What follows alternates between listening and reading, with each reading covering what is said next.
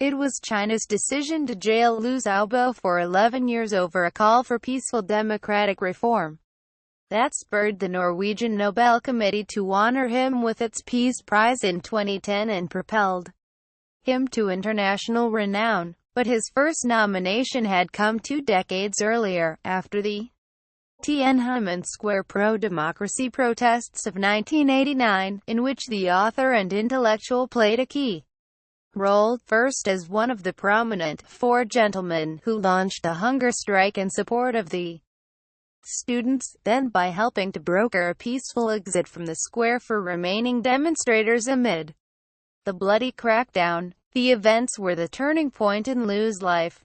The writer, who has died aged 61 of cancer, was abroad when the movement erupted and he went home despite the risks it brought: jail, an end to his career as a brilliant young literary professor, and the ending of his first marriage to Tao Li. Thereafter his contact with his son, Liu Tao, was limited. But the transformation was internal too. He never forgave himself for writing the confession that shortened his sentence. He believed he had not only sold out his dignity, but also the souls of the dead. After 1989, many outspoken figures fled abroad or fell silent. Others can stop. I can't, said Liu. Believing that to abandon course would be a second betrayal, he dedicated his Nobel Prize to the martyrs of Tiananmen Square. Liu was born in Changchun, Jilin, in northeast China, in intellectual family. His parents, Liu Ling and Zhang Sukin, were devoted to the party, but from his youth Liu struck an independent course. After studying Chinese literature at Jilin University, he began an MA in 1982 at Beijing Normal University, where he stayed on as a lecturer. His keen intelligence and razor tongue soon established his reputation. Hundreds watched his dissertation defense, while students from other universities packed out his electrifying lectures. He was also a visiting lecturer at the universities of Oslo and Hawaii, and Columbia University in New York. He made as many enemies as admirers in those years. He was as merciless in dissecting friends and apparent allies as political opponents. He was individualist to the core, his friend and biographer Yu Jia noted, and it cost him close friendships.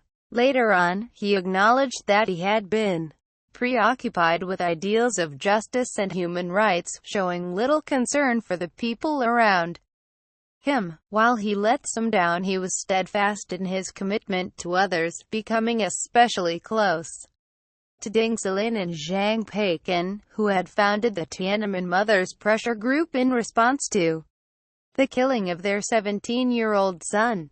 Friends noted that he was far less abrasive in maturity and, as co-founder and director of the independent Chinese Pen Center, showed an unexpected talent for dialogue and compromise. In 2008, he helped to draft and gather support for Charter 08, a bold call for peaceful political reform and an end to one-party rule, inspired by the Czechoslovakian dissidents who issued Charter 77 in 1977. Police detained him at his flat 2 days before its release, and the following year he was given a punitive 11-year sentence for inciting subversion. He was adamant that this time no confession would shorten his sentence. China censored discussion of Liu and his Nobel win domestically, but intermittently its media denigrated him as a shill for Western governments, highlighting his support for the Iraq War and a remark in a 1980s interview that it would take 300 years of colonialism for China to reach Hong Kong's level of development.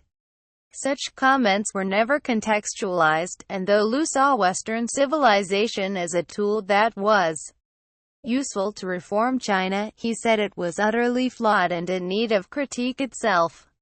In any case, those comments bore no relation to his jailing. Despite Liu's sometimes acid remarks, he was anything but austere, and was warm and playful with those he knew well. One letter to a fellow dissident, A. Serious discussion of political resistance begins. Dear Baldy, or is it Beardy? He relished good red wine until hepatitis stopped him drinking. Friends teased him about his love of good food and voracious appetite, which he ascribed to the devastating famine of his youth, as well as to being one of 5 sons. But even when notionally free, his life was shadowed by harassment, questioning, house arrest and surveillance. Asked why he continued, and why he made ambitious calls for fundamental reforms instead of targeting incremental improvements, he said his role was to push for changes that would benefit everyone. It was in a labor camp, in 1996, that he married the poet Liu Xiaobo. Her devotion sustained him, and, painfully aware of his shortcomings in his first marriage, he was a very different husband the second time around. He took enormous pride in his wife's talents. Your love has been the sunlight that leaps over high walls and shines through iron bars, he said in a statement at his trial in 2009. My love for you is so full of remorse and regret that it at times makes me stagger under its weight. They were planning for their life after his release, but late last month it emerged that Liu Xiaobo had been diagnosed with late-stage liver cancer, and he was transferred from prison to hospital, still under heavy guard. A calm and steady mind can look at a steel gate and see a road to freedom. Liu once wrote of life as a prisoner. The gate remained locked, and outside the political repression increased. Friends were bitter at the strikingly late diagnosis, and the authorities' refusal to let the couple go abroad or release them fully. Yet the man who alienated so many in his youth had told his trial that he had no enemies. Speaking kindly of the police, prosecutors and judges, he insisted that love could dissipate hate, and that progress would be made. No enemies, no hatred. A selection of his essays and poems was published in 2013. Liu is survived by Liu Xiaobo, who has been living under house arrest since 2010, and by Liu Xiaobo, author and Nobel Peace Laureate, born the 28th of December 1955, died the 13th of July 2017.